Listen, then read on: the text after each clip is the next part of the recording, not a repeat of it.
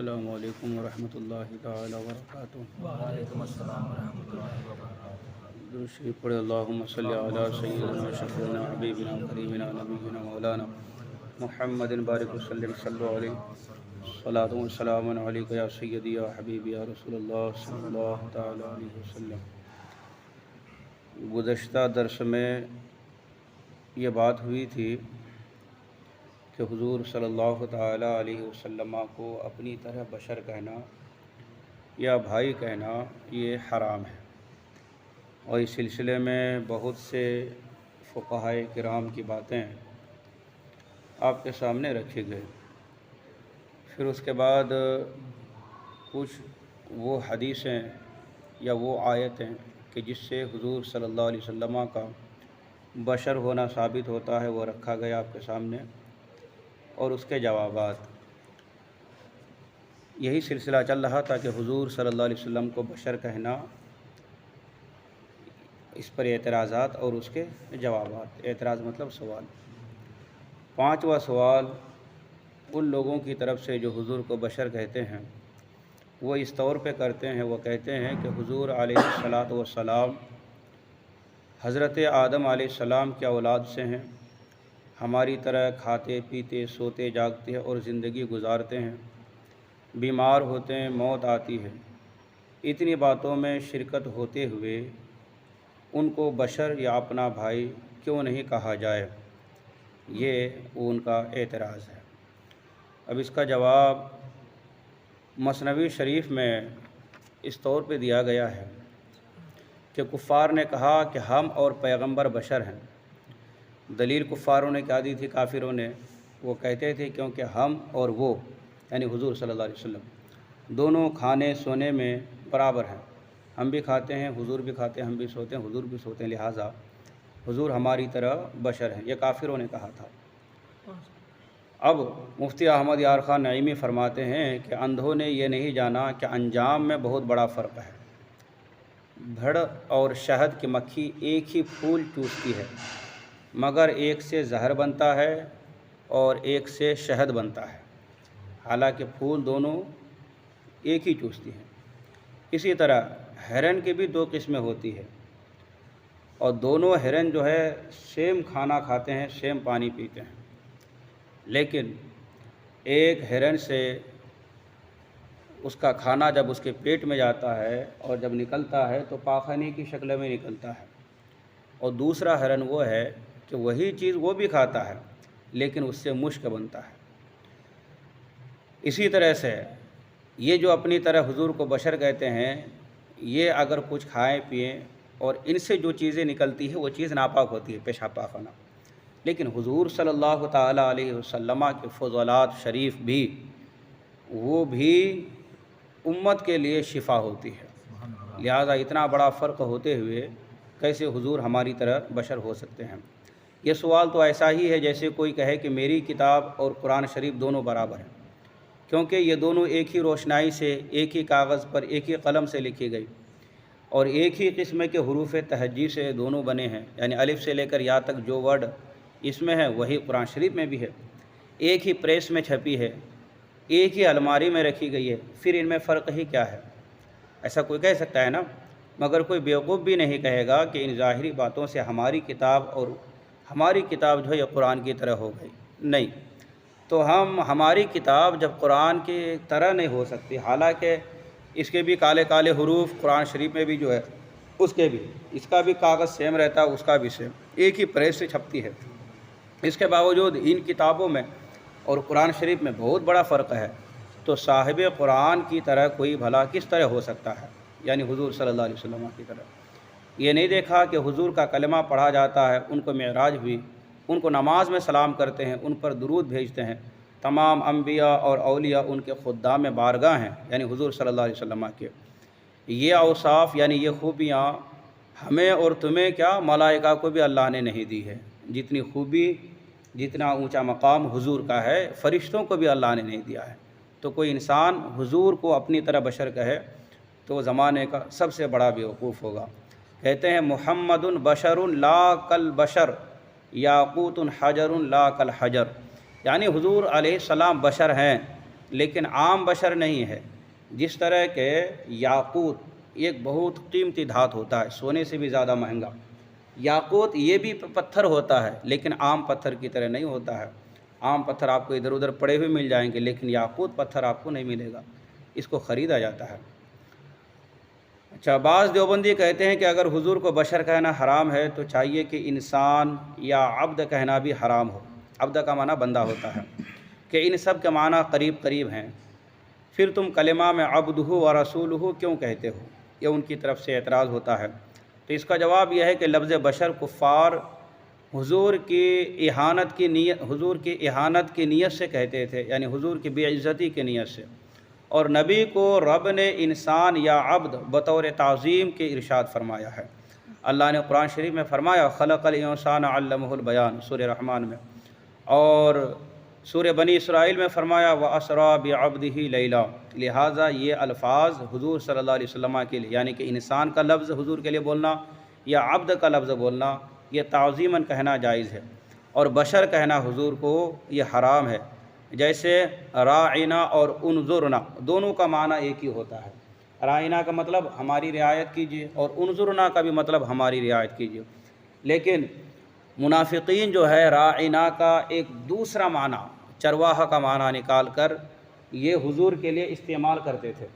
جب حضور صحابہ کرام کو کچھ فرماتے اور ان کو سمجھ میں نہیں آتا تو ایسے میں جو منافقین ہوتے تھے وہ بھی صحابہ کے صفوں میں بیٹھے رہتے تھے پہلے، تو یہ کہتے تھے راعنا، تھوڑا سا کھینچ کر بولتے تھے، اور یہ نیت کیا کرتے تھے کہ ہمارے چرواہے۔ حالانکہ راعنا کا ایک معنی ہے کہ ہماری رعایت کیجیے، یعنی کہ دوبارہ آپ اس بات کو فرمائیے۔ اللہ کو یہ لفظ بھی گوارا نہیں، اور اللہ نے کیا فرمایا یا ایھا الذین آمنوا لا تقولوا راعنا وقولوا انظرنا واسمعوا، یعنی کہ اے لوگو، اے ایمان والو، تم میرے حبیب کو راعنا نہ کہو، اس لیے کہ راعنا کا ایک دوسرا معنی ہے جو میرے حبیب کی شان کے لائق نہیں، لہٰذا میرے حبیب کی بارگاہ میں اب تم انظرنا کا لفظ استعمال کرو، یعنی حبیب ہمارے اوپر نظر کرم فرمائیے۔ حالانکہ اس کا معنی ایک طرح سے صحیح ہے، لیکن پھر بھی یہ لفظ بھی اللہ تبارک و تعالیٰ نے گوارا نہیں فرمایا کہ میرے حبیب کو اس لفظ سے پکارا جائے، مگر راعنا کہنا حرام ہے کہ یہ طریقہ کفار ہے، کافروں کا طریقہ ہے۔ ڈاکٹر اقبال کہتے ہیں عبد دیگر عبدہ چیزیں دیگر، او سراپا انتظار ای منتظر، یعنی ہم جو ہیں ہم اللہ کے عبد ہیں، لیکن حضور جو ہیں وہ عبدہ ہیں، یعنی اللہ کے خاص بندے ہیں، اور حضور کا یہ پسندیدہ لفظ تھا۔ حضور کی دلی خواہش تھی کہ میرا رب مجھے عبد کہہ کر پکارے۔ اسی لیے سورہ بنی اسرائیل میں جہاں معراج کا ذکر ہے، وہاں پر اللہ نے جو لفظ ارشاد فرمایا وہ ہے سبحان الذی اسریٰ بعبدہ۔ وہاں یہ نہیں ہے کہ سبحان الذی اسریٰ بنبیہ یا بحبیبہ، ایسا نہیں کہا کہ پاک ہے وہ ذات جو اپنے نبی کو لے گیا یا اپنے حبیب کو لے گیا، ایسا نہیں، بلکہ کہا پاک ہے وہ ذات جو اپنے بندہ خاص کو لے کر گیا معراج میں۔ تو چونکہ یہ حضور کا پسندیدہ لفظ تھا کہ رب مجھے عبد کہہ کے پکارے، اسی لیے حضور کو عبد تو کہہ سکتے ہیں، انسان بے شک کہہ سکتے ہیں، لیکن اپنی طرح بشر نہیں کہہ سکتے ہیں۔ ایک دوسرا اعتراض ان کی جانب سے یہ ہوتا ہے، جو ترمذی شریف میں حضرت صدیقہ رضی اللہ تعالی عنہ کی روایت ہے، وہ فرماتی ہیں حضور کے بارے میں کہ کان بشر من البشر، حضور علیہ الصلاۃ والسلام بشروں میں سے ایک بشر تھے۔ اسی طرح جب حضور علیہ السلام نے حضرت عائشہ صدیقہ کو اپنی زوجیت سے مشرف فرمانا چاہا، یعنی اپنے نکاح میں لینا چاہا حضرت عائشہ کو، تو صدیق اکبر رضی اللہ تعالیٰ عنہ نے عرض کیا کہ میں آپ کا بھائی ہوں، کیا میری بیٹی آپ کو حلال ہے؟ تو اب دیوبندی وہابی کہتے ہیں کہ دیکھو حضرت عائشہ نے حضور علیہ السلام کو بشر کہا، اور حضرت صدیق اکبر نے اپنے کو حضور علیہ السلام کو بھائی بتایا، لہٰذا اگر حضور کو بھائی کہنا جائز نہیں ہوتا تو حضرت ابوبکر کیسے حضور کو بھائی کہتے، حضرت عائشہ کیسے حضور کو بشر کہتے؟ اب اس کا جواب یہ کہ بشر یا بھائی کہہ کر پکارنا یا محاورہ میں نبی علیہ السلام کو یہ کہنا یہ حرام ہے، پکارنا یہ جائز نہیں ہے حضور کو، لیکن عقیدہ کے بیان میں یا مسائل پوچھنے کے بیان میں یہ دوسرے احکام ہوتے ہیں۔ عقیدے کی جب بات آتی ہے تو ہم بھی کہتے ہیں کہ حضور بشر ہیں عقیدے میں، لیکن عام بول چال میں حضور کے لیے لفظ بشر کا استعمال کرنا یہ جائز نہیں ہے۔ حضرت صدیقہ رضی اللہ تعالی عنہا نے یا حضرت ابوبکر صدیق نے گفتگو میں حضور علیہ السلام کو بھائی یا بشر نہیں کہتے تھے، بات کرتے کرتے نہیں کہتے تھے، بلکہ کبھی کسی سے کوئی تذکرہ ہوتا تھا تو وہاں کہتے تھے، اور ہم بھی کہتے ہیں کہ عقیدے کی جہاں بات آئے گی تو وہاں پر حضور کو بشر ہی کہا جائے گا، اور یہاں ضرورتاً اس بات کو، اس کلمہ کو استعمال فرمایا ہے۔ صدیق اکبر تو یہ فرماتی ہیں، حضرت عائشہ صدیقہ تو یہ فرما رہی ہیں کہ حضور علیہ السلام کی زندگی پاک نہایت بے تکلفی اور سادگی سے عام مسلمانوں کی طرح گزری کہ اپنا ہر کام اپنے ہاتھ سے انجام دیتے تھے۔ اسی طرح حضرت ابوبکر صدیق نے مسئلہ پوچھا تھا، مسئلہ پوچھنے کے لیے کہا تھا کہ حضور نے مجھے خطاب اخوت سے نوازا ہے، یعنی بھائی کے خطاب سے۔ حضور نے حضرت ابوبکر کو بھائی کہہ کر پکارا تھا ایک مرتبہ، ہے نا۔ تو اب جب حضور نے حضرت ابوبکر صدیق کو بھائی کہا تو ظاہر سی بات ہے کہ حضرت ابوبکر صدیق بھی حضور کو بھائی کہیں گے۔ تو حضرت ابوبکر نے حضور کو بھائی اس لیے کہا کہ یا رسول اللہ، آپ میری بیٹی سے نکاح کرنا چاہتی ہیں، تو کیا جب آپ نے مجھے بھائی کہہ کے پکار لیا ہے تو کیا میری بیٹی آپ کے لیے جائز ہوگی پھر؟ اس لیے حضور کے سامنے، حضور کے لیے انہوں نے یہ لفظ استعمال کیا تھا کہ آپ نے جو مجھے بھائی کہہ دیا ہے، میں آپ کا بھائی، لہٰذا آپ بھی میرے بھائی ہو گئے، تو اب بھائی کا رشتہ ہونے کی وجہ سے میری بیٹی یعنی عائشہ صدیقہ یا آپ کے لیے نکاح میں کیا جائز ہو سکتی ہے؟ یہ مسئلہ پوچھنے کے لیے جو ہے حضرت ابوبکر صدیق نے حضور کو بھائی کہا تھا، ہے نا۔ اسی طرح حضرت ابوبکر صدیق نے مسئلہ پوچھا کہ حضور نے مجھے بھائی کے خطاب سے نوازا ہے، کیا اس خطاب پر حقیقی بھائی کے احکام جاری ہوں گے یا نہیں، اور میری اولاد حضور کو حلال ہوگی یا نہیں؟ یہ مسئلہ پوچھنے کے لیے ہم بھی عقیدے کے ذکر میں کہتے ہیں کہ نبی بشر ہوتے ہیں۔ دیکھیے، حضرت ابراہیم علیہ السلام ایک مرتبہ حضرت سارہ رضی اللہ تعالی عنہا کو لے کر کسی سفر میں جا رہے تھے۔ ایک ظالم شخص نے پوچھ لیا کہ یہ کون ہے؟ تو حضرت ابراہیم علیہ السلام نے حضرت سارہ کے بارے میں فرمایا تھا کہ ہذہ اختی، یعنی کہ یہ میری بہن ہے۔ حالانکہ حضرت سارہ یا حضرت ابراہیم کی بیوی ہیں، لیکن آپ نے وہاں ضرورت کی وجہ سے اپنی بیوی کو کیا کہا تھا کہ یہ میری بہن ہے۔ اس سے یہ لازم نہیں آتا ہے کہ حضرت سارہ اب آپ کو بھائی کہہ کر پکارتی، وہاں ایک ضرورت تھی، اسی ضرورت کی وجہ سے جو ہے انہوں نے وہاں پر یہ لفظ استعمال کیا تھا۔ ہم سب کو معلوم ہے کہ حضور علیہ الصلاۃ والسلام رشتہ میں حضرت عائشہ صدیقہ کے شوہر ہیں اور حضرت سیدنا علی کے بھائی ہیں، حضرت عباس رضی اللہ تعالی عنہ کے بھائی کی اولاد ہیں حضور، یعنی حضور کے چچا ہیں حضرت عباس۔ مگر یہ حضرات جب بھی حدیث بیان کرتے ہیں تو حضرت عائشہ صدیقہ یہ نہیں فرماتی ہیں کہ میرے شوہر نے فرمایا، یا حضرت عباس یا حضرت علی رضی اللہ تعالی عنہما یہ بھی نہیں کہتے ہیں کہ ہمارے بھتیجے نے کہا، یا حضرت علی یہ نہیں کہتے ہیں کہ ہمارے بھائی نے فرمایا، بلکہ یہ لوگ جو حدیث بیان کرتے ہیں، حدیث کی چاہے جس کتاب کو بھی دیکھ لیں گے تو اس میں یہی ملے گا، سب کہتے ہیں کیا کہ قال رسول اللہ صلی اللہ علیہ وسلم۔ حالانکہ ان کو تو حق ہے نا، یہ کہہ سکتے ہیں حضرت عباس کہ میرے بھتیجے نے کہا، حضرت علی کہہ سکتے ہیں کہ میرے بھائی نے مجھ سے کہا، لیکن نہیں کہتے۔ حضرت عائشہ بھی کبھی یہ نہیں کہی کہ میرے شوہر نے میرے شوہر نے حدیث میں یہ الفاظ بیان فرمائے، بلکہ یہ لوگ جو قریبی رشتہ دار ہیں جن کو کہنے کا حق ہے، یہ بھی جب حضور کے لیے فرماتے ہیں کوئی لفظ تو کیا رسول اللہ کا لفظ استعمال کرتے ہیں، تو پھر عام انسان حضور کو بشر یا اپنی طرح بھائی کیسے کہہ سکتا ہے؟ تو ہم غلاموں کو کیا حق ہے کہ ہم حضور کو بھائی کہیں؟ شروع اسلام میں تو یہ حکم تھا کہ جو حضور صلی اللہ علیہ وسلم سے کچھ عرض کرنا چاہے، یعنی حضور سے کچھ بات کرنا چاہے، وہ پہلے کچھ صدقہ دے، بعد میں پھر حضور سے بات کرے۔ قرآن میں ہے یا ایھا الذین آمنوا اذا ناجیتم الرسول فقدموا بین یدی نجواکم صدقہ، یعنی اے ایمان والو، جب تم رسول سے کوئی بات کرنا چاہو تو اپنی بات کرنے سے پہلے کچھ اللہ کی راہ میں خرچ کرو۔ یہ اتنا اونچا مقام ہے کہ ڈائریکٹ حضور سے بات بھی نہیں کر سکتے ہیں۔ بات کرنا ہے تو پہلے کیا کرنا ہے؟ گھر جاؤ، گھر سے کچھ مال و دولت لو، اس کو راہ خدا میں خرچ کرو، پھر حضور کی بارگاہ میں آ کر اپنی بات رکھو۔ حضرت سیدنا علی کرم اللہ تعالی وجہہ الکریم نے اس پر عمل بھی کیا کہ 1 دینار خیرات کر کے حضرت علی نے حضور سے 10 مسئلے پوچھے تھے۔ ہاں، تفسیر خازن میں اسی آیت کے تحت ہے پھر یہ حکم اگرچہ منسوخ ہو گیا، اب یہ حکم نہیں رہا بعد میں، کیونکہ بہت سے صحابہ کرام غریب بھی تھے جن کے پاس مال و دولت نہیں تھا، ان کو بھی اپنی بات رکھنی ہوتی حضور کے سامنے، تو یہ حکم جو ہے اٹھا لیا گیا۔ مگر حضور علیہ السلام کی عظمت شان کا تو پتہ لگ گیا کہ حضور کی عظمت کیا ہے، حضور کی شان کیا ہے، کہ عام انسان کی طرح اگر ہوتے تو ڈائریکٹ کوئی بھی آ کے بات کرتا، لیکن رب ہو کر حکم دے رہا ہے کہ عام انسان نہیں ہے، یہ تمہاری طرح بشر نہیں ہے، تم کسی سے بات کرو تو ڈائریکٹ کرو، لیکن جب میرے حبیب سے بات کرو تو پہلے کچھ خرچ کرو، صدقہ کرو، پھر آ کر بات کرو۔ نماز میں ہم رب سے کلام ہوتے ہیں تو کیا کرتے ہیں؟ صرف وضو کرتے ہیں۔ نماز کے لیے وضو کرنا ضروری ہے، اور نماز یہ کیا ہے؟ ایک طرح سے رب سے گفتگو ہے۔ بزرگان دین صوفیہ فرماتے ہیں کہ جب ہماری خواہش ہوتی ہے کہ ہم اپنی بات رب سے کہیں تو ہم نماز شروع کر دیتے ہیں، اور جب دل یہ چاہتا ہے کہ ہم رب کی بات سنیں تو ہم قرآن شریف کی تلاوت شروع کر دیتے ہیں۔ ایک بزرگ جو ہے جنگل میں رہا کرتے تھے، ایک شخص گئے ان کے پاس اور کہا کہ اتنی بیابان جنگل میں آپ اکیلے رہ رہے ہیں، آپ کو ڈر نہیں لگتا ہے؟ آپ کے پاس تو کوئی بات کرنے کے لیے بھی نہیں۔ تو اس بزرگ نے کہا، کس نے کہا کہ میں اکیلا ہوں؟ میرا رب تو میرے ساتھ ہمیشہ ہے، جب میں اپنی بات سنانا چاہتا ہوں تو میں نماز شروع کر دیتا ہوں، جب رب کی بات سننا چاہتا ہوں تو میں قرآن پاک کی تلاوت شروع کر دیتا ہوں۔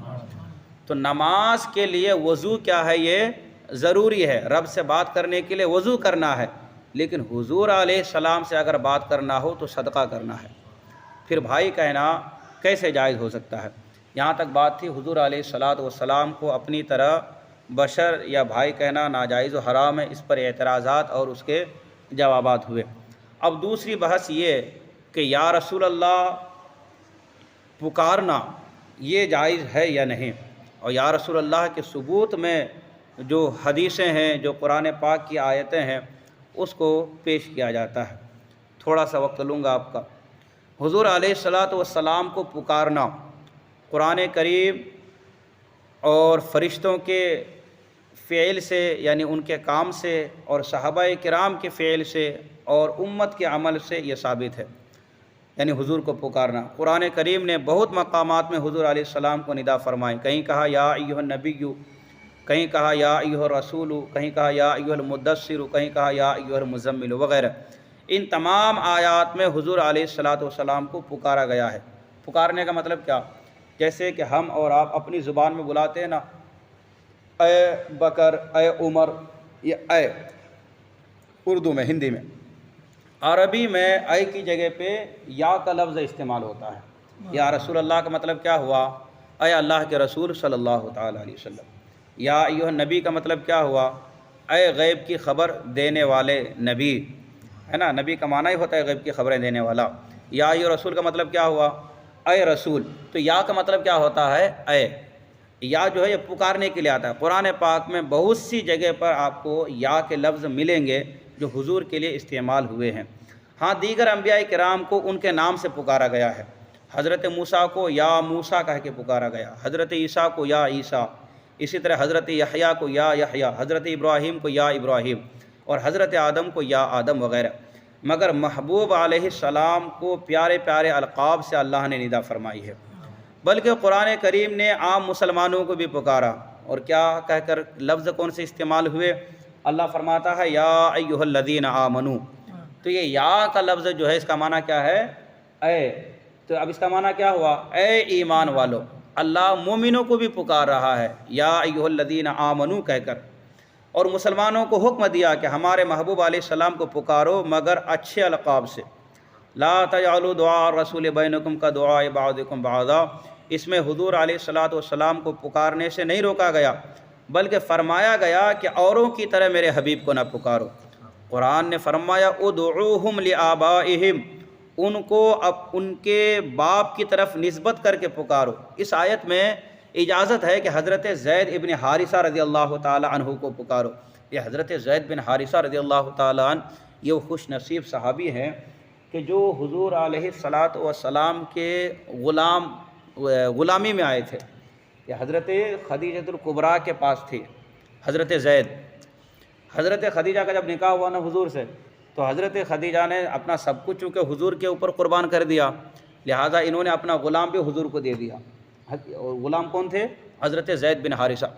یہ غلام اب حضور کی خدمت میں رہنے لگے۔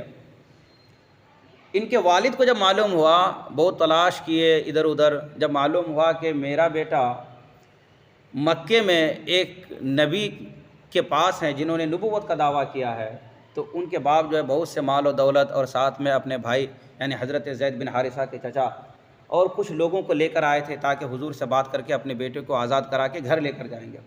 لیکن جب یہ آئے اور حضور علیہ السلام نے حضرت زید بن حارثہ کو اجازت دے دی کہ اگر آپ چاہو تو میرے پاس رہو، اگر چاہو تو اپنے باپ کے ساتھ اپنے وطن جا سکتے ہیں۔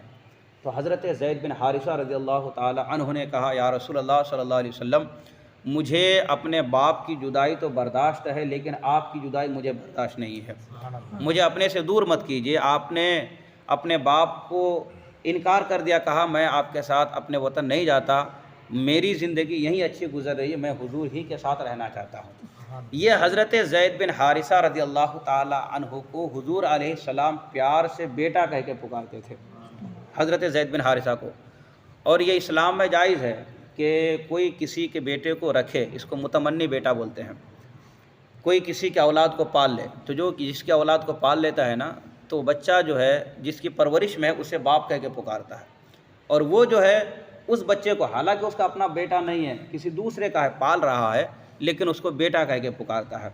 تو یہاں پر اس آیت میں اللہ تبارک و تعالیٰ نے حضرت زید بن حارثہ کے بارے میں کہا کہ ان کو ان کے باپ کے نام سے پکارو، مطلب کیا کہ حضور علیہ السلام کے نام سے، مگر ان کو ابن حارثہ کہو، ابن رسول اللہ نہ کہو۔ کیوں؟ اس لیے کہ اللہ تبارک و تعالیٰ نے دوسری جگہ کیا فرمایا، ما کان محمد ابا احد من رجالکم ولکن رسول اللہ وخاتم النبیین۔ جب لوگ جو ہے حضرت زید بن حارثہ کی نسبت حضور کی طرف کرنے لگے اور کہتے تھے زید بن رسول اللہ صلی اللہ علیہ وسلم، اللہ نے اس کو بھی گوارا نہیں کیا اور کہا کہ زید کا نام اگر ان کے باپ کے نام سے لیتے ہو تو زید کے نام کے آگے میرے حبیب کا نام نہیں لگانا، بلکہ حارثہ جو ان کے باپ کا اصلی نام ہے وہی نام لگانا۔ رب کو یہ بھی گوارا نہیں ہے۔ تو پھر اسی طرح کفار کو اجازت دی گئی کہ وہ اپنے مددگاروں کو اپنے امداد کے لیے بلائیں، اور کیا فرمایا، وَادْعُوا شُهَدَاءَكُم مِّن دُونِ اللَّهِ إِن كُنتُمْ صَادِقِينَ۔ مشکوٰۃ شریف کی پہلی حدیث، حضرت جبرائیل نے عرض کیا، یا محمد اخبرنی عن الاسلام۔ اس میں بھی حضرت جبرائیل علیہ السلام نے حضور کو یا کے لفظ سے پکارا ہے نا، یا کا لفظ استعمال فرمایا، اور کیا کہا کہ مجھے اسلام کے بارے میں بتائیے۔ اسی طرح مشکوٰۃ باب وفات النبی میں ہے کہ بوقت وفات ملک الموت نے عرض کیا، یا محمد ان اللہ ارسلنی الیک۔ اس میں بھی فرشتے نے حضور علیہ السلام کو یا کے لفظ سے پکارا ہے۔ اسی طرح سے ابن ماجہ میں حضرت عثمان بن حنیف سے روایت ہے کہ ایک نابینا بارگاہ رسالت میں حاضر ہو کر دعا طلب کرنے لگے، حضور سے عرض کرنے لگے، یا رسول اللہ کچھ دعا مجھے ارشاد فرمائیے۔ تو حضور نے جو ان کو دعا سکھائی وہ دعا یہ ہے، اللہم انی اسألک و اتوجہ الیک بمحمد نبی الرحمہ، یا محمد انی قد توجہت بک الی ربی فی حاجتی ہذہ لتقضی اللہم فشفعہ فی۔ اس میں حضور علیہ السلام نے صحابہ کو بھی جو تعلیم دی وہ یہ دی کہ جب میرے وسیلے سے دعا کرو گے تو رب کی بارگاہ میں میرا وسیلہ لیتے ہوئے اس کے بعد میں پھر مجھے بھی پکارنا، اور لفظ کیا سکھائے کہ یا محمد کہہ کر مجھے پکارو۔ یہاں بھی حضور علیہ السلام نے اس صحابی کو تعلیم دی کہ دعا میں بھی مجھے پکارو، یعنی کہ ندا کا لفظ یہاں پر بھی استعمال ہوا۔ اس دعا کا ترجمہ یہ ہے، اے اللہ میں تجھ سے مانگتا ہوں اور تیری طرف حضور علیہ السلام نبی رحمہ کے ساتھ متوجہ ہوتا ہوں، اے محمد صلی اللہ علیہ وسلم میں نے آپ کے ذریعے سے اپنے رب کی طرف اپنی اس حاجت میں توجہ کی تاکہ حاجت پوری ہو، اے اللہ میرے لیے حضور کی شفاعت قبول فرما۔ یہ وہ ابو اسحاق نے کہا کہ یہ حدیث صحیح ہے، یہ دعا قیامت تک کے مسلمانوں کو سکھائی گئی ہے، صرف ایک صحابی کے لیے نہیں، اور بلکہ محدثین فرماتے ہیں کہ جو بہت زیادہ مصیبت میں گھرا ہوا ہو، بہت پریشانی ہو، اس کی دعا قبول نہ ہوتی ہو تو انہی الفاظ سے دعا کرے تو انشاءاللہ اس کی دعا ضرور قبول ہوگی، اس لیے کہ یہ دعا خود حضور علیہ السلام نے سکھائی ہے۔ اس میں ندا بھی ہے یعنی کہ پکارنا بھی ہے، اور حضور صلی اللہ علیہ وسلم سے مدد بھی مانگی گئی ہے نا۔ اسی طرح عالمگیری میں کتاب الحج باب آداب زیارت قبر نبی علیہ الصلاۃ والسلام میں ہے کہ ثم یقول السلام علیک یا نبی اللہ اشہد انک رسول اللہ، یعنی کہ جب حضور علیہ الصلاۃ والسلام کے قبر کی زیارت کرو تو یہ کہو السلام علیک یا نبی اللہ، اے نبی آپ پر سلام ہو، میں گواہی دیتا ہوں کہ آپ اللہ کے نبی ہیں۔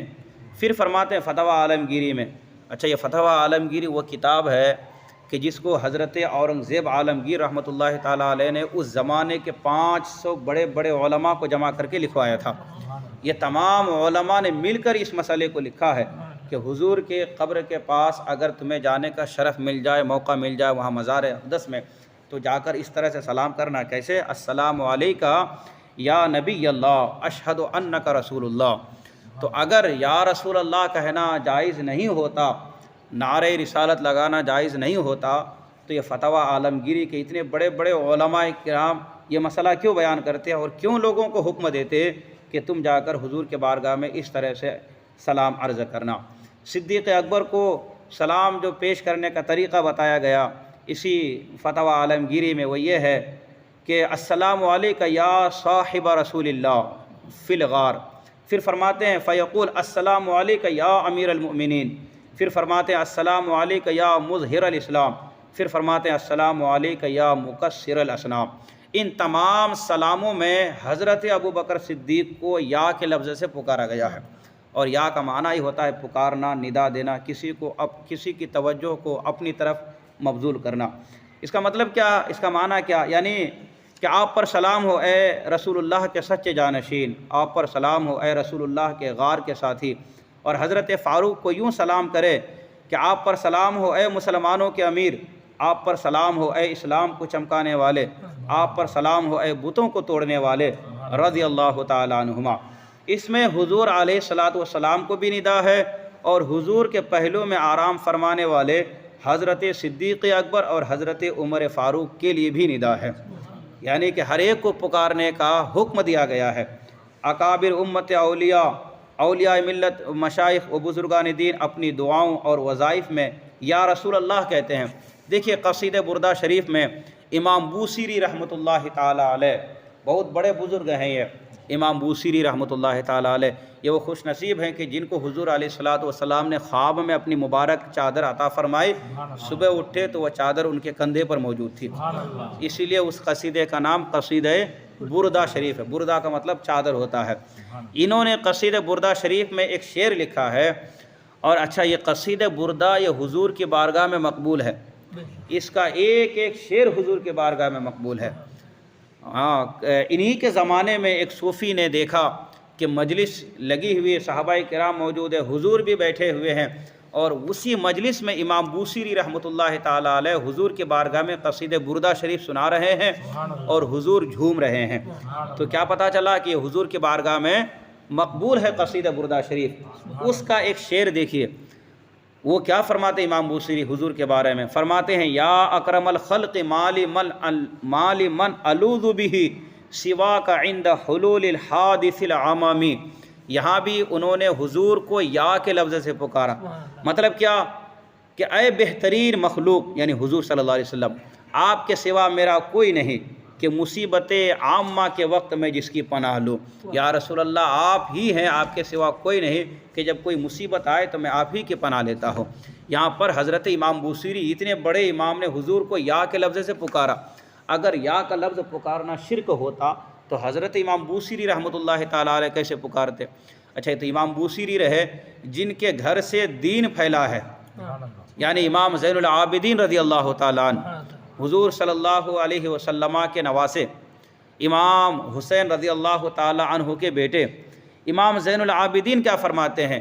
یا رحمت للعالمین ادرک لزین العابدین محبوس ایدی ظالمین فی موکب والمزدحمین، یعنی اے رحمت للعالمین زین العابدین کی مدد کو پہنچیے، وہ اس بھیڑ میں ظالموں کے ہاتھوں میں قید ہے۔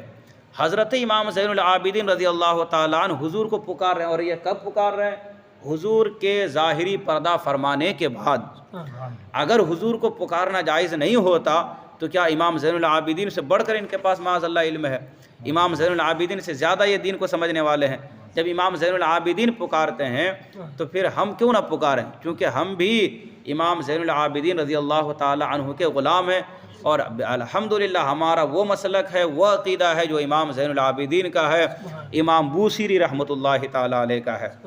اسی طرح مولانا جامی رحمۃ اللہ تعالی علیہ، یہ مولانا جامی تو اتنے بڑے عاشق ہیں حضور صلی اللہ علیہ وسلم کے کہ انہوں نے کئی کتابیں حضور صلی اللہ علیہ وسلم کے نعت میں اور حضور کی تعریف میں لکھی ہے۔ امام مولانا جامی رحمۃ اللہ تعالی علیہ بہت بڑے عاشق، ان کو کئی مرتبہ جو ہے مدینہ طیبہ کی حاضری سے حضور صلی اللہ علیہ وسلم نے رکوا دیا تھا۔ یہ جاتے تھے گھر سے کہ جا کر حضور کے روضے کی زیارت کریں گے، لیکن راستے سے ان کو ہٹا دیا جاتا، کئی مرتبہ گئے، کئی مرتبہ ہٹا دیا گیا۔ امام جامی اتنے بڑے عاشق، لیکن یہ پیچھے نہیں ہٹتے، ہٹا دیے جاتے، باہر بھیج دیے جاتے، لیکن دوبارہ پھر سے جاتے۔ اور یہ اتنا دیدار کا اتنا شوق تھا ان کے اندر حضور کے روضے کی، ہم اور آپ یا کوئی دوسرا بندہ ہوتا تو غصے کے مارے اپنے وطن کو واپس آ جاتا، لیکن عشق اتنا تھا کہ یہ بار بار جاتے، بار بار کسی بہانے سے ان کو باہر کیا جاتا۔ بالآخر ایک مرتبہ حضور کی بارگاہ میں حاضری کی سعادت نصیب ہوئی تو پوچھ ہی لیا، یا رسول اللہ آپ سے تو کچھ بھی پوشیدہ نہیں، کوئی بھی چیز، کوئی بھی بات چھپی ہوئی نہیں۔ یا رسول اللہ میں اپنے وطن سے کتنی مشقتیں، پریشانیاں اٹھا کر آپ کے روضے کی زیارت کے لیے آیا تھا۔ اچھا، روضے کی زیارت، لیکن امام مالک فرماتے ہیں کہ جو مدینہ طیبہ جائے اور حضور کے روضے کی زیارت کرے تو وہ یہ نہ کہے کہ میں نے حضور کے روضے کی زیارت کی ہے، بلکہ وہ یہ کہے کہ میں نے حضور ہی کی زیارت کی ہے۔ ہاں، تو یہ امام جامی بہت بڑے عاشق گزرے ہیں۔ یہ کہتے ہیں یا رسول اللہ آپ سے تو کوئی بات چھپی ہوئی نہیں ہے، پھر مجھے بار بار مدینہ طیبہ سے باہر کیوں رکھا گیا، مجھے آپ اپنی بارگاہ میں آنے کیوں نہیں دیے؟ تو حضور علیہ الصلاۃ والسلام نے جواب دیا، جامی تم بہت بڑے عاشق ہو، تم دور رہ کر ہی اتنے عقیدت و محبت میں میری بارگاہ میں صلاۃ و سلام پیش کرتے، نعت یا اشعار پیش کرتے۔ جامی ظاہر سی بات ہے تم یہاں آئے تو مجھے دیکھے بغیر تمہیں چین نہیں ملتا۔ لوگوں کی بھیڑ تھی، بہت زیادہ ازدحام تھا، بہت سے لوگ تھے، ایسے وقت میں باہر آتا تو ماحول کچھ اور ہوتا، تنہائی میں تمہیں اپنی زیارت کروانا چاہتا تھا، اس لیے تجھے اب موقع دیا گیا ہے۔ یہ امام جامی رضی اللہ تعالی عنہ رحمۃ اللہ تعالی علیہ یہ حضور کی بارگاہ میں عرض کرتے ہیں ایک نعتی اشعار میں، ز مہجوری برآمد جان عالم ترحم یا نبی اللہ ترحم، نہ آخر رحمت للعالمین ز محرومہ چرا فارغ نشینی۔ یعنی یہاں پر بھی انہوں نے اپنے شعر میں حضور کے لیے یا نبی اللہ کا لفظ استعمال فرمایا، اور کیا ترحم یا نبی اللہ ترحم، یعنی یہ کہتے ہیں جدائی سے دنیا کی جان نکل رہی ہے، اے نبی رحم فرماؤ، رحم فرماؤ، کیا آخر آپ رحمت للعالمین نہیں ہیں؟ آپ بے شک رحمت للعالمین ہیں، پھر ہم مجرموں سے فارغ ہو کر کیوں بیٹھے ہیں، آپ ہم پر رحم فرمائیے۔ یہ کن کا عقیدہ ہے؟ حضرت مولانا جامی رحمۃ اللہ تعالیٰ علیہ کا۔ اب دیکھیے ہم اور آپ جن کی تقلید کرتے ہیں، اور وہ بھی انہی کی تقلید کرتے ہیں جو کہتے ہیں کہ یا رسول اللہ نہیں کہنا چاہیے، جو کہتے ہیں یا رسول اللہ شرک ہے، جو اس زمانے کے وہابی دیوبندی ہیں۔ کن کی تقلید کرتے ہیں ہم اور آپ؟ حضرت امام اعظم ابو حنیفہ رحمۃ اللہ تعالیٰ علیہ، انہوں نے بھی ایک قصیدہ لکھا ہے، یعنی حضور کی شان میں نعت یا اشعار۔ حضرت امام اعظم ابو حنیفہ اپنے قصیدہ نعمان میں فرماتے ہیں، یا سید السادات جئتک قاصدا ارجو رضا کا واحتمی بحما کا، یعنی اے پیشواؤں کے پیشوا، اے سیدوں کے سردار، میں دلی قصد سے آپ کے حضور آیا ہوں، یعنی پکا ارادہ کر کے آپ کی بارگاہ میں حاضر ہوا ہوں، آپ کے رضا کا امیدوار ہوں اور اپنے آپ کو آپ کی پناہ میں دیتا ہوں۔ یہاں پر بھی حضرت امام اعظم ابو حنیفہ نے حضور کو جن الفاظ سے یاد فرمایا وہ کیا الفاظ ہیں؟ یا سید السادات۔ تو اگر یا کا لفظ حضور کے لیے شرک ہوتا تو حضرت امام اعظم ابو حنیفہ اتنے بڑے امام حضور کو یا سے کیوں پکارتے؟ کیا ان سے بھی بڑھ کر ان کے پاس علم ہے؟ تو اگر ان کے پاس ان سے بھی بڑھ کر علم ہے تو پھر امام اعظم ابو حنیفہ کی کیوں تقلید کرتے ہیں؟ ان اشعار میں حضور کو ندا بھی ہے اور حضور علیہ الصلاۃ والسلام سے مدد بھی مانگی گئی ہے، اور یہ ندا یعنی کہ پکارنا دور سے بعد وفات شریف ہے، یعنی حضور کے ظاہری پردہ فرمانے کے بعد ہے اور دور سے ہے۔ تمام مسلمان نماز میں کہتے ہیں کیا؟ السلام علیکم ایھا النبی ورحمۃ اللہ وبرکاتہ۔ یہاں حضور علیہ الصلاۃ والسلام کو پکارنا واجب ہے، واجب۔ اب جو کہتے ہیں نا کہ حضور کو یا کے لفظ سے نہیں پکارنا چاہیے، یا رسول اللہ نہیں کہنا چاہیے، تو انہیں چاہیے کہ پھر اپنا اتحیات بھی بدل لے، کیونکہ اتحیات میں تو ہے ایھا النبی، یا ایھا النبی، تو یا ایھا النبی جو تم نماز میں کہہ رہے ہو یہ کس نبی کو کہہ رہے ہو؟ جس نبی کو تم نماز میں یاد کر رہے ہو اسی نبی کو ہم اپنی محفل میں، جلسوں میں، جلوس میں یا رسول اللہ کہہ کے پکارتے ہیں۔ تو جب نماز میں جو خالص اللہ کی عبادت ہے، اس نماز میں بھی حضور کو پکارنا جائز ہے، صرف جائز ہی نہیں بلکہ واجب ہے۔ اگر حضور کو نہیں پکارو گے تو نماز ہی نہیں ہوگی، جو خالص اللہ کی عبادت ہے۔ تو نماز کے باہر اگر کوئی حضور کا عاشق حضور کو پکارے تو پھر وہ ناجائز کیسے ہو سکتا ہے؟ اتحیات کے متعلق فتویٰ شامی میں اور اشعۃ اللمعات کی عبارتیں گزری ہے حاضر و ناظر کی بحث میں، آپ حضرات نے وہ گفتگو بھی سنی ہے۔ اگر بہت لوگ مل کر نعرہ رسالت لگائیں تو بھی جائز ہے، کیونکہ جب ہر شخص کو یا رسول اللہ کہنا جائز ہے تو ایک ساتھ مل کر بھی کہنا جائز ہوگا، ہے نا؟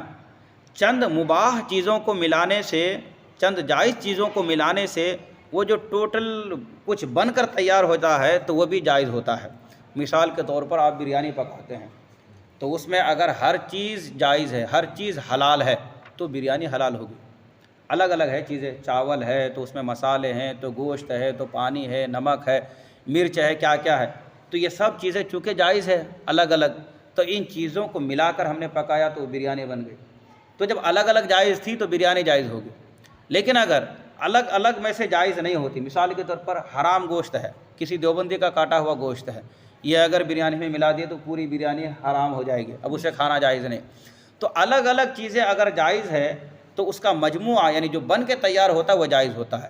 تو جس طرح سے الگ الگ یا رسول اللہ پکارنا جائز ہے تو مل کر بھی اگر محفل میں یا رسول اللہ پکارتے ہیں تو بے شک جائز ہوگا۔ اگر الگ الگ ناجائز ہوتا تو یہاں پر بھی ناجائز ہوتا، لیکن الگ الگ چونکہ پکارنا جائز ہے اس لیے مل کر بھی پکارنا یا رسول اللہ کہنا جائز ہے۔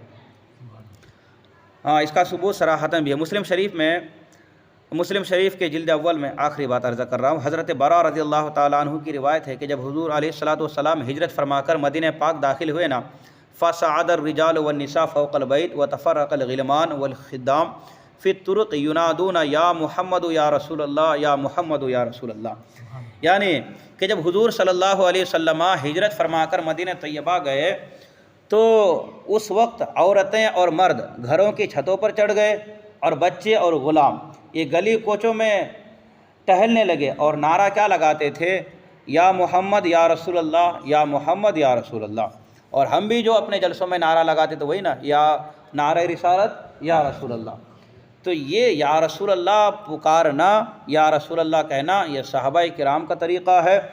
اور یہ انصار صحابی جو مدینہ طیبہ میں حضور کے استقبال کے لیے کھڑے تھے، ان صحابہ نے، ان صحابہ کی عورتوں نے، ان کے بچوں نے، ان کے غلاموں نے بھی حضور کے سامنے یہ نعرہ لگایا تھا۔ اگر یہ پکارنا ناجائز ہوتا تو حضور علیہ الصلاۃ والسلام اسی وقت منع فرما دیتے۔ اس حدیث مسلم سے نعرہ رسالت کا صراحتاً ثبوت ہوا اور معلوم ہوا کہ تمام صحابہ کرام نعرہ لگایا کرتے تھے۔ اسی حدیث ہجرت میں سے ہے کہ صحابہ کرام نے جلوس بھی نکالا، اور جب بھی حضور علیہ الصلاۃ والسلام سفر سے واپس مدینہ پاک تشریف لاتے تو مدینے والے حضور علیہ الصلاۃ والسلام کا استقبال کرتے اور جلوس نکالتے۔ اس سلسلے میں مشکوٰۃ شریف اور بخاری شریف میں بہت سی حدیثیں ہیں۔ بوقت ولادت پاک اور معراج میں فرشتوں نے حضور کا جلوس نکالا، اور اچھوں کی نقل کرنا بھی باعث ثواب ہے۔ جو اچھے لوگ کرتے ہیں نا ان کی نقل کرنا یہ ثواب کا کام ہوتا ہے۔ ولادت کے وقت اور معراج کے وقت یہ فرشتوں نے حضور کا جلوس نکالا تھا، لہٰذا آج بھی اگر میلاد النبی کے موقع پر حضور کے غلام جلوس نکالیں تو یہ صحابہ کی بھی سنت ہوگی، فرشتوں کی بھی سنت ہوگی، کیونکہ اچھوں کی نقل کرنا یہ ثواب کا کام ہے اور دو سنتوں پر بھی عمل ہوگا۔ لہذا یہ جلوس اس اصل کی نقل ہے اور اس عمل سے انسان جو ہے ثواب کا حقدار ہوتا ہے۔ تو یہاں تک بات تھی کہ حضور علیہ الصلاۃ والسلام کو پکارنا یہ جائز ہے۔ اب اگلے درس میں حضور علیہ الصلاۃ والسلام کو پکارنا یعنی کہ یا رسول اللہ کہہ کر پکارنا اس پر جو اعتراضات ہیں جو قرآن شریف کی آیتیں ہیں یا حدیث میں ہے، تو ان اعتراضات یعنی وہ سوالات اور ساتھ ہی ساتھ اس کے جوابات بیان ہوں گے۔ اگر وقت ملے گا تو پھر اولیاء اللہ سے مدد مانگنا جائز ہے کہ نہیں، انشاءاللہ ان چیزوں کا بھی بیان ہوگا۔ بسم اللہ الرحمن الرحیم، اللہم صلی علی سیدنا شفیعنا حبیبنا و کریمنا نبینا مولانا محمد بارک وسلم، صلو علیہ صلاۃ و سلام علیک یا رسول اللہ صلی اللہ تعالیٰ علیہ وسلم۔ الہ العالمین، خالق کائنات، مالک بے نیاز، اس بابرکت محفل کو اپنی بارگاہ کرم میں قبولیت کا درجہ عطا فرما۔ مولا کریم، جو باتیں بیان ہوئی ہمیں سب کو مولا ان پر عمل کی توفیق عطا فرما۔